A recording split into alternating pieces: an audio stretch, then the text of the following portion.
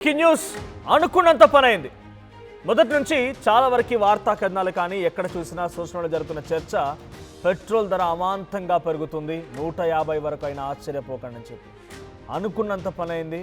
మరోసారి భారీ స్థాయిలోనే పెట్రోల్ ధరలు పెరిగే అవకాశం కూడా ఉంది. ఇప్పటికే 107 రూపాయలటువంటి పెట్రోల్ ధర తెలుగు రాష్ట్రాల్లో 115కు చేరింది, కొన్ని చోట్ల 118 కూడా ఉంది. అయితే మరోసారి లీటర్ పైన 28 నుంచి 33 రూపాయలు పెంచే ఛాన్స్ కూడా ఉందట.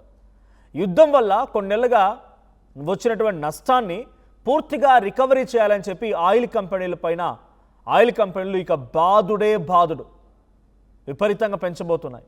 ఇన్ని రోజుల పాటుగా ఎలక్షన్స్ నేపథ్యంలో ఆయిల్ కంపెనీలకి ఎటువంటి అవకాశం కల్పించినటువంటి మోదీ సర్కార్ ఇప్పుడు ఎలక్షన్స్ అయిపోయాయి కదా, డైరెక్ట్గా ఎలక్షన్స్ కోసం అనే కాదు, బట్ డెఫినెట్గా పబ్లిక్ ఇబ్బంది పడతారు కాబట్టి ఆ ఎఫెక్ట్ గవర్నమెంట్ కూడా ఉంటుంది. కాబట్టి ఆ ఎఫెక్ట్ పబ్లిక్ మీద పడొద్దు, సామాన్య ప్రజలంతా ఇబ్బంది పడొద్దు అనే ఆలోచనతో మోదీ సర్కార్ కట్టుదిట్టం చేసి ఆపినటువంటి ఆయిల్ కంపెనీలు ఒకేసారిగా రంగంలోకి దిగాయిక బాదుడు 28 నుంచి 30 రూపాయలు పెరిగే అవకాశం ఉంది. ఇప్పటికే దఫాల వారీగా 4 దఫాల్లో 8 రూపాయలు పెంచినటువంటి కేంద్ర సర్కార్ ఇక 15, 19, 23, 25 ఈ 4 తేదీల్లో ఒకరోజు 3 రూపాయలు, ఇంకో రోజు 90 పైసలు, ఇంకో రోజు 99 పైసలు, నిన్న ₹2.88 ఈ స్థాయిలోనే పెంచుకుంటూ వెళ్ళినటువంటి కేంద్ర సర్కార్ ఇప్పుడు మరో 10 రోజుల్లో మరింత అమాంతంగా ఈ రూపాయి, ₹2, ₹5 ఈ రకంగానే 20 నుంచి 30 రూపాయలు ఇంకా అదనంగా పెంచే అవకాశం. అంటే లీటర్ పెట్రోల్ ధర వాళ్ళ టార్గెట్ 140 అండ్ అబోవ్, 140కు మించి మళ్ళీ ఈ స్థాయిలోని ధరలు పెరిగే అవకాశం ఉంది. అది కనుక పెరిగితే చాలా కష్టం అంటున్నారు వినియోగదారులు. ఇక పెట్రోల్ ధరలు పెరిగితే నిత్యావసర ధరల విషయాలపైన కూడా చాలా పెద్ద ప్రభావం ఉంటుంది, ప్రైజెస్ పైన కూడా. సో ఎసెన్షియల్ గూడ్స్ పైన కూడా చాలా పెద్ద మొత్తంలో, అది మిల్క్, రోటీ, ప్రతిదానిపైన ఒకటని చెప్పలేము. బట్టలు కానీ లేకుంటే మినిమం పావర్టీ నుంచి రావడానికి మినిమం బయటకు వచ్చేది ఏంటిది, రోటీ, కపడా, మకాన్ అంటే అందరికి ఉండదు అనుకోండి, అది వేరే విషయం. బట్ ఇక్కడ ఈ ఎసెన్షియల్ గూడ్స్, హెల్త్ విషయాల్లో కానీ, తర్వాత వెజిటబుల్సే కానీ, మిల్క్ అండ్ ప్రోడక్ట్సే కానీ, బ్రెడ్డే కానీ, ప్రతిదీ కూడా చిన్న చిన్న బేసిక్ నీడ్స్, ఆయిల్ ప్రైజెస్, వంట నూనెల ధరలే కానీ అమాంతంగా పెరగబోతున్నాయి. డైరెక్ట్గా ఊహించనంత రీతిలో ఈ ధరలు కూడా పెరిగే అవకాశం ఉంది. ఇప్పటికే 115 రూపాయలు ఈరోజు ధర 115 రూపాయలు, ఇంకా 28 నుంచి 30 రూపాయలు పెరుగుతుందని అంటే అర్థం చేసుకోండి 150 రీచ్ అయ్యే అవకాశం ఉంది ఈజీగా. అది మరి బాగా రోజులు ఏం పట్టదు, ఒక 10 రోజుల్లోనే దాన్ని కూడా ఇంక్రీజ్ చేసే అవకాశం కూడా ఉంది. ఇది పర్ఫెక్ట్ పక్కా ఇన్ఫర్మేషన్. సో కేంద్ర వర్గాల నుంచి వస్తున్నటువంటి సమాచారం మేరకు ఇంటర్నేషనల్ లెవెల్లో జరుగుతున్న చర్చ, నేషనల్ లెవెల్లో పలు నేషనల్ మీడియా కథనాల్లో వస్తున్న వార్తలు కానీ, కొన్ని రిపోర్ట్స్ ఆధారితంగా చెప్తున్న వాటి ఇవన్నీ కూడా. సో 150 రూపాయల వరకు చేరబోతోంది పెట్రోల్ ధర లీటర్ కొనంటే ఏ స్థాయిలో నిత్యావసర ధరలు పెరుగుతాయి అర్థం చేసుకోండి. సో ఇప్పటికే పెరిగిన ధరలపైన ప్రజలంతా కూడా ఉక్కిరిబిక్కిరి అవుతున్నారు, అర్థం కావడం లేదు. సరే మీరు అనుకోవచ్చు, లీటర్ కొట్టించే వాళ్ళు మహా అయితే 150 రూపాయలది మహా అయితే తగ్గుతుంది కావచ్చు, ఒక 2-3 డ్రాప్స్ ఏమో, అంతేగాని పెద్దగా ఎఫెక్ట్ ఉండదు కదా అని చెప్పి కొంతమంది దాన్ని సమర్థించే వాళ్ళు కూడా ఉన్నారు. కానీ ఆ సమర్థనలో మీకున్నట్టుగా ఆ భక్తి, ఆ భయమో లేకపోతే ఇంకేదైనా వాళ్ళకు అందరికి ఉండదు కదా. సో మీకు కేంద్ర ప్రభుత్వం పైన లేకుంటే అక్కడ పరిపాలించే నాయకుడి పైన ఉన్నటువంటి భక్తి, ఆ మూఢనమ్మకాలు అందరికీ ఉండవు కదా. సో సామాన్యులాగానే ఆలోచిస్తాడు.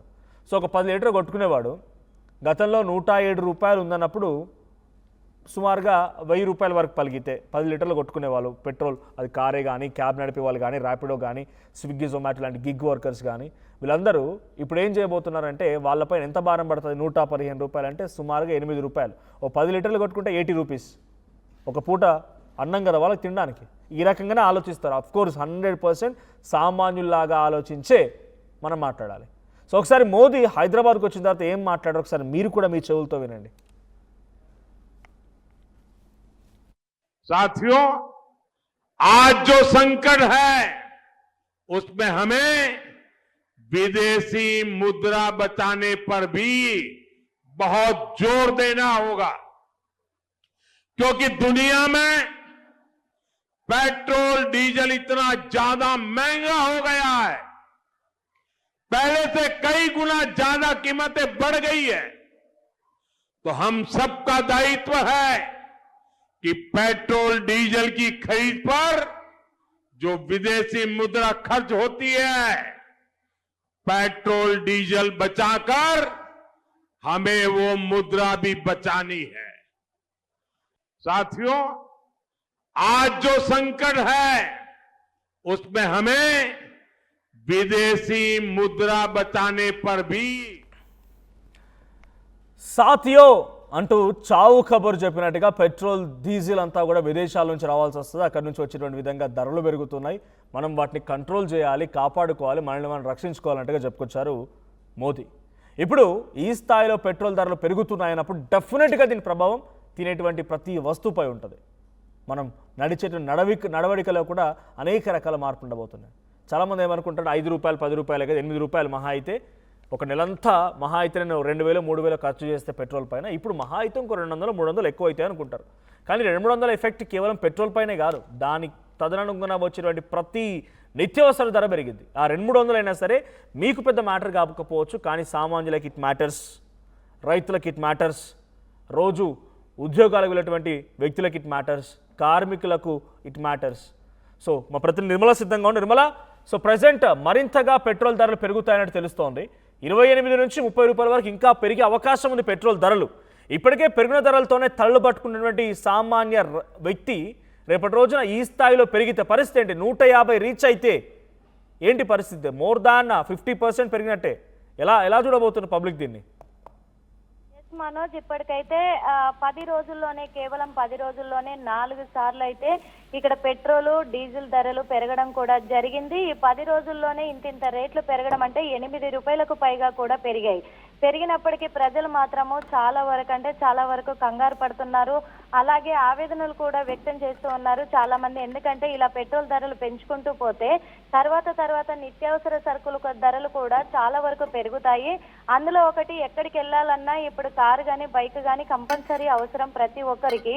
అలాంటిది ఇలా పెట్రోల్ ధరలు పెంచుకుంటూ పోతే మేము వర్క్ ఫ్రమ్ హోమ్ చేసుకోవాలేమో, లేదా సైకిల్లే కొనుక్కోవాలేమో, లేదా ఎలక్ట్రికల్ వెహికల్సే మళ్ళీ మేము అవి కొనుక్కోవాలేమో. ఎలక్ట్రికల్ వెహికల్స్ కొనుక్కోవాలంటే ఇప్పటికే మళ్ళీ మేము మధ్యతరగతి కుటుంబాలకైతే ఇబ్బంది అవుతుంది ఆర్థికంగా కూడా. అందులో ఒకటి పూర్ ఫ్యామిలీస్కి అయితే ఇంకా చాలా దారుణంగా తయారవుతుంది. అలాంటప్పుడు ఇలా రేట్లు పెంచుకుంటూ పోతే చాలా ఇబ్బందుల పాలు అవుతాం కదా. ఇది ఎందుకు ప్రభుత్వం గమనించట్లేదు? కానీ యుద్ధ కారణంగా మనకు ఇబ్బంది కలగబోతుంది అని చెప్పేసి కూడా చెప్తూ ఉన్నారు. మరి అవన్నిటిని కూడా మేమే అదుపులోకి, అంటే మేము జాగ్రత్తలు వహించాలి అని అంటే ఇప్పుడు పనులు చేసుకోకుండా ఇళ్లలో కూర్చోలేము. అదే విధంగా ఓ పక్క చూసుకున్నట్లయితే మరి ఇప్పుడు ఆఫీస్కి వెళ్ళాలి అంటే ఖచ్చితంగా పెట్రోలు డీజిల్ పట్టించుకోవాల్సిందే. అలాంటిది ఇప్పుడు ఇంత రేట్లు పెరిగితే మధ్యతరగతి కుటుంబాలు కానీ, ఆటోలు నడుపుకునే వాళ్ళం కానీ, మేము మొత్తం కూడా మాకు వచ్చే డబ్బులన్నీ కూడా ఈ పెట్రోల్ డీజిల్లకే పెట్టుకోవాల్సి వస్తుంది. మాకు ఎలా మిగులుబాటు అవుతుంది అని చెప్పేసి కూడా వాళ్ళు ఆందోళన వ్యక్తం చేస్తున్నారు.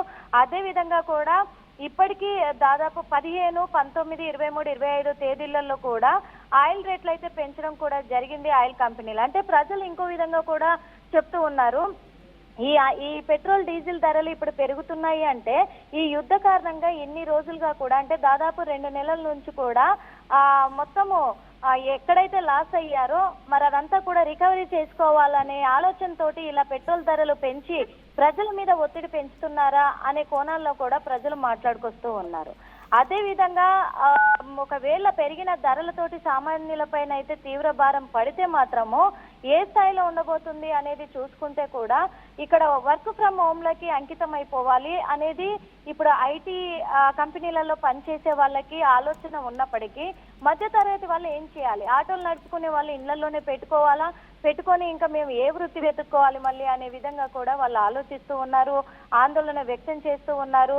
అదే విధంగా కూడా నిత్యావసర సరుకులు కూడా పెరిగే అవకాశం ఉంది కాబట్టి ఖచ్చితంగా పెంచుతారు అనేది కూడా ఉంది. ఎందుకంటే ప్రతిసారి కూడా పెట్రోలు డీజిల్ ధరలు పెంచినప్పుడు నిత్యావసర సరుకుల ధర పెంచుతున్నారు కాబట్టి ఇప్పుడు అవి కూడా పెరిగితే ఇప్పుడు ఒక పక్క మాకు వృత్తి లేకుండా పోతుంది. ఈ పెట్రోల్ డీజిల్ పట్టించుకోలేని పరిస్థితుల్లో వెహికల్స్ ఇంట్లో, అంటే వాహనాలు ఇంట్లో పెట్టి మేము వృత్తికి వెళ్ళలేని పరిస్థితి ఏర్పడుతుంది. ఇటు నిత్యావసర సరుకులు పెరిగినాయంటే అవి తెచ్చుకోలేని పరిస్థితి. అంటే మళ్ళోసారి లాక్డౌన్ ఏమన్నా ప్రకటించబోతుందా ప్రభుత్వం అనే టెన్షన్ కూడా మాకు అవుతుంది అని చెప్పేసి ప్రజలైతే ఆందోళన ఓ పరంగా వ్యక్తం చేస్తూ ఉన్నారు.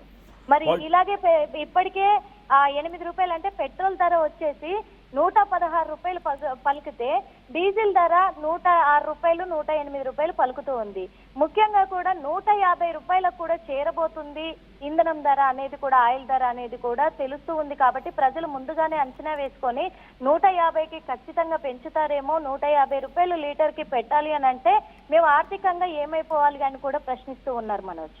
Right, thank you Nirmala. So మొత్తంగా పెట్రోల్ డీజిల్ పైన మరోసారి ధరలు పెరిగే అవకాశం ఉంది. 28 రూపాయల నుంచి 30 రూపాయల వరకు అంతకు పైబడి పెరిగే అవకాశం ఉంది. ఇప్పటికే 115 రూపాయలు పెట్రోల్ ధర అవడంతో తలబట్టుకుంటున్నటువంటి సామాన్య వ్యక్తి రేపటి రోజున 150 వరకు చేరబోతోంది. ఇది దఫాల వారీగా చేరే అవకాశం ఉంది. రూపాయి, 2 రూపాయలు, 10 ఈ రకంగా 10-15 రోజుల్లోనే ఈ స్థాయి ధరలు పెరగబోతున్నాయి. ఇది పక్కాగా నేషనల్ లెవెల్లో జరుగుతున్న చర్చ. సో పెట్రోల్ ధర పెరిగిందని అంటే పెట్రోల్ ధర మాత్రమే పెరుగుతున్నట్టు కాదు, అది నిత్యావసర ధరలపైన కూడా చాలా పెను ప్రభావాన్ని చూపించబోతోంది. సాథియో అని చెప్పి హైదరాబాద్కు వచ్చి మాట్లాడిన మోదీ ఒక చల్లని చావు కబురు చెప్పినట్టుగానే పెట్రోల్ ధరల విషయంలో ఆయన ఇక్కడ అనౌన్స్ చేసి కొంత పొదుపుగా వాడండి, జాగ్రత్తగా ఉండండి అని చెప్పి అక్కడికి వెళ్ళి పెట్రోల్ ధరలు పెంచాడు అన్నట్టుగా సామాన్యులంతా ఆవేదన వ్యక్తం చేస్తున్నారు. సో పెట్రోల్ ధరలు పెరగడం మీరు ఎలా చూస్తారు? సో సహజంగా పెట్రోల్ ధరలు పెరిగినప్పుడు ప్రతిపక్షాన్ని కూడా ఆందోళన బాట పడుతూ ఉంటాయి, ఆందోళనలు చేస్తూ ఉంటాయి, నిరసనలు వ్యక్తం చేస్తూ ఉంటాయి, రోడ్డుకెక్కి ధర్నాలు చేస్తూ ఉంటాయి. కానీ ఇక్కడ ప్రతిపక్ష పాత్ర కూడా అధికార పార్టీ పోషిస్తూ సైకిల్ ఎక్కడాలు, ఎడ్ల బండ్ల మీద పోవడాలు, ట్రైన్లో పోవడాలు లాంటివి అధికార పార్టీకి సంబంధించిన నేతలు చేస్తూ ఉన్నారు. సో మీకేమనిపిస్తోంది? మోదీ ఏం చేసినా భారతదేశం కోసమే అని మీరు అనుకుంటున్నారా? లేదు పెట్రోల్ ధరలు పెరగడం వెనుక ఒక పెద్ద తతంగం దాగి ఉంది, ఒక కుట్ర దాగి ఉంది అనుకుంటున్నారా? మోదీని మీరు సపోర్ట్ చేస్తున్నారా లేదా విభేదిస్తున్నారా? Please do comment.